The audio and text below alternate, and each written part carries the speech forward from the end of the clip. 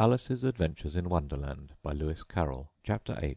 The Queen's Croquet Ground. A large rose tree stood near the entrance of the garden. The roses growing on it were white, but there were 3 gardeners at it, busily painting them red. Alice thought this a very curious thing, and she went nearer to watch them, and just as she came up to them she heard one of them say, "Look out now, Five. Don't go splashing paint over me like that. I couldn't help it," said Five in a sulky tone. "Seven jogged my elbow." On which Seven looked up and said, "That's right, Five. Always lay the blame on others." "You'd better not talk," said Five. "I heard the Queen say only yesterday you deserved to be beheaded." "What for?" said the one who had spoken first. "That's none of your business, Two," said Seven. "Yes, it is his business," said Five. "and I'll tell him. It was for bringing the cook tulip roots instead of onions." Seven flung down his brush, and had just begun, "Well, of all the unjust things," when his eye chanced to fall upon Alice, as she stood watching them, and he checked himself suddenly. The others looked round also, and all of them bowed low. "Would you tell me," said Alice, a little timidly, "why you're painting those roses?" Five and Seven said nothing, but looked at Two. Two began in a low voice, "Why, the fact is, you see, miss, this here ought to have been a red rose tree, and we put a white one in by mistake, and if the Queen was to find it out, we should all have our heads cut off, you know. So you see, miss, we're doing our best, afore she comes, to—" At this moment Five, who had been anxiously looking across the garden, called out, "The Queen! The Queen!" and the 3 gardeners instantly threw themselves flat upon their faces. There was a sound of many footsteps, and Alice looked round, eager to see the Queen. First came 10 soldiers carrying clubs. These were all shaped like the 3 gardeners, oblong and flat, with their hands and feet at the corners. Next the 10 courtiers. These were ornamented all over with diamonds, and walked 2 and 2, as the soldiers did. After these came the royal children. There were 10 of them, and the little dears came jumping merrily along, hand in hand, in couples. They were all ornamented with hearts. Next came the guests, mostly kings and queens, and among them Alice recognized the White Rabbit. It was talking in a hurried, nervous manner, smiling at everything that was said, and went by without noticing her. Then followed the Knave of Hearts, carrying the king's crown on a crimson velvet cushion, and last of all this grand procession came the King and Queen of Hearts. Alice was rather doubtful whether she ought not to lie down on her face, like the 3 gardeners, but she could not remember ever having heard of such a rule at processions. "And besides, what would be the use of a procession," thought she, "if people had all to lie down upon their faces, so that they couldn't see it?" So she stood still where she was and waited.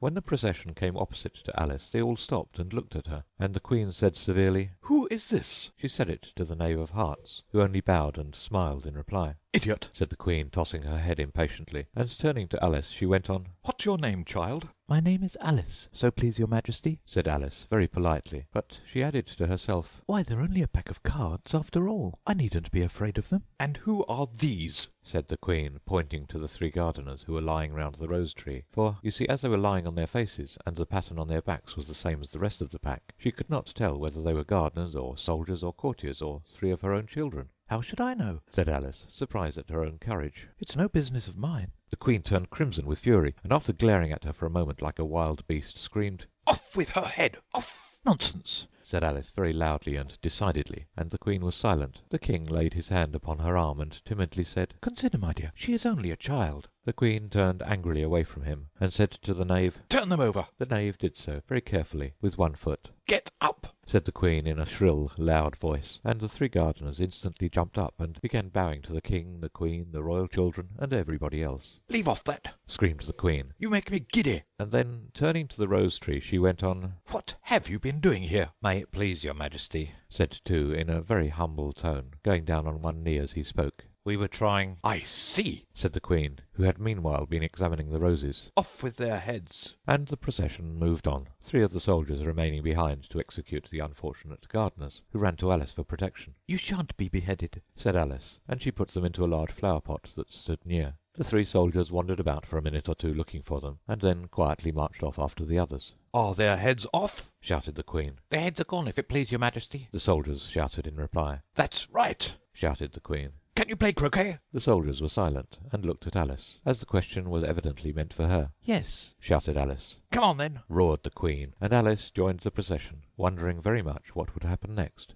It's a very fine day," said a timid voice at her side. She was walking by the White Rabbit, who was peeping anxiously into her face. "Very," said Alice. "Where's the Duchess?" "Hush, hush!" said the rabbit in a low, hurried tone. He looked anxiously over his shoulder as he spoke, and then raised himself upon tiptoe, put his mouth close to her ear, and whispered, "She's under sentence of execution." "What for?" said Alice. "Did you say, 'What a pity'?" The rabbit asked. "No, I didn't," said Alice. "I don't think it's at all a pity. I said, 'What for?' She boxed the Queen's ears." The rabbit began. Alice gave a little scream of laughter. "Oh, hush!" The rabbit whispered in a frightened tone. "The Queen will hear you. You see, she came rather late, and the Queen said—" "Get to your places!" shouted the Queen in a voice of thunder, and people began running about in all directions, tumbling up against each other. However, they got settled down in a minute or two, and the game began. Alice thought she had never seen such a curious croquet ground in all her life. It was all ridges and furrows. The balls were live hedgehogs, the mallets live flamingoes, and the soldiers had to double themselves up and to stand on their hands and feet to make the arches. The chief difficulty Alice found at first was in managing her flamingo. She succeeded in getting its body tucked away comfortably enough under her arm, with its legs hanging down, but generally, just as she had got its neck nicely straightened out, and was going to give the hedgehog a blow with its head, it would twist itself round and look up into her face with such a puzzled expression that she could not help bursting out laughing. And when she had got its head down and was going to begin again, it was very provoking to find that the hedgehog had unrolled itself and was in the act of crawling away. Besides all this, there was generally a ridge or furrow in the way wherever she wanted to send the hedgehog to, and as the doubled-up soldiers were always getting up and walking off to other parts of the ground, Alice soon came to the conclusion that it was a very difficult game indeed. The players all played at once without waiting for turns, quarrelling all the while, and fighting for the hedgehogs, and in a very short time the Queen was in a furious passion and went stamping about and shouting,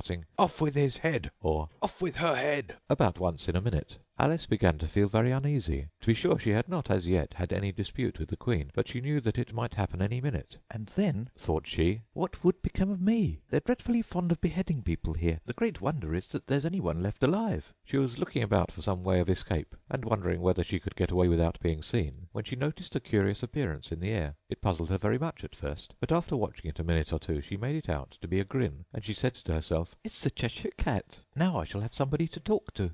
"How are you getting on?" said the cat, as soon as there was mouth enough for it to speak with. Alice waited till the eyes appeared, and then nodded. "It's no use speaking to it," she thought, "till its ears have come, or at least one of them." In another minute the whole head appeared, and then Alice put down her flamingo and began an account of the game, feeling very glad she had someone to listen to her. The cat seemed to think that there was enough of it now in sight, and no more of it appeared. "I don't think they play at all fairly," Alice began in rather a complaining tone. "And they all quarrel so dreadfully one can't hear oneself speak. And they don't seem to have any rules in particular. At least, if there are, nobody attends to them. And you've no idea how confusing it is, all the things being alive. For instance, there's the arch I've got to go through next, walking around at the other end of the ground. And I should have croqueted the Queen's hedgehog just now, only it ran away when it saw mine coming." "How do you like the Queen?" said the cat in a low voice. "Not at all," said Alice. "She's so extremely—" Just then she noticed that the Queen was close behind her, listening, so she went on, "likely to win, that it's hardly worth while finishing the game." The Queen smiled and passed on. "Who are you talking to?" said the King, going up to Alice, and looking at the cat's head with great curiosity. "It's a friend of mine, a Cheshire Cat," said Alice. "Allow me to introduce it."